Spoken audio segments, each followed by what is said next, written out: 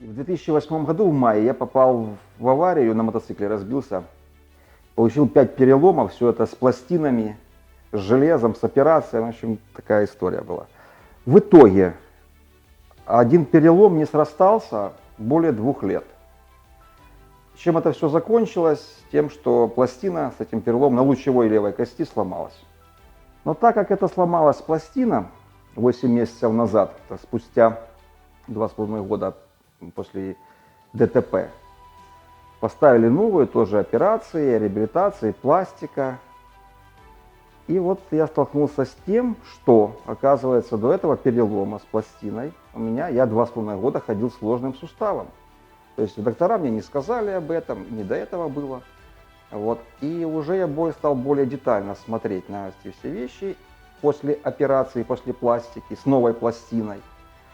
Вот. Я начал каждый месяц делать снимки, и, то есть понимать, срастается, не срастается. Ну, в общем, указывали врачи все снимки, КТ, цифровые, все как положено, что формируется ложный сустав, то есть сращивания никакого нету.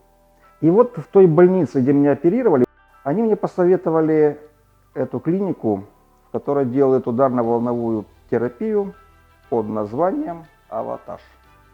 Вот, они сказали, да. И вот здесь такой интересный есть доктор. Он сказал, что да, типа запросто вылечим. Ну, как-то и легче мне стало.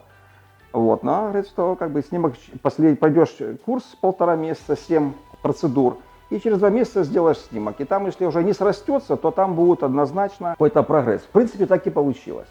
Но что я хотел бы отметить? Я за этот период многих врачей по консультациям проездил. Что я хотел отметить? Одну вещь. Значит, так как я до этого перелома с пластиной не знал, что такое есть ударно-волновая терапия, я начал расспрашивать у врачей, есть смысл, нету смысла, как бы, потому что хочется, чтобы оно все и сразу зажило. Но уже как бы 6 месяцев, и кость не срасталась лучевая. Что я заметил после первого сеанса? Вот после консультации с докторами клиники «Аватаж», что я заметил? Вот заниматься эспандером, в принципе, невозможно было до этого, потому что травмирована 2-й раз, та же самая операция. В общем, мышцы просто не работали. Как бы там ни хотел заставить, оно не работает. Во-первых, машину легче начала. То есть 2-я, 3-я, я уже заметил, что я могу руль держать. Рука не просто болтается вот так, вот как бы держишь так и едешь.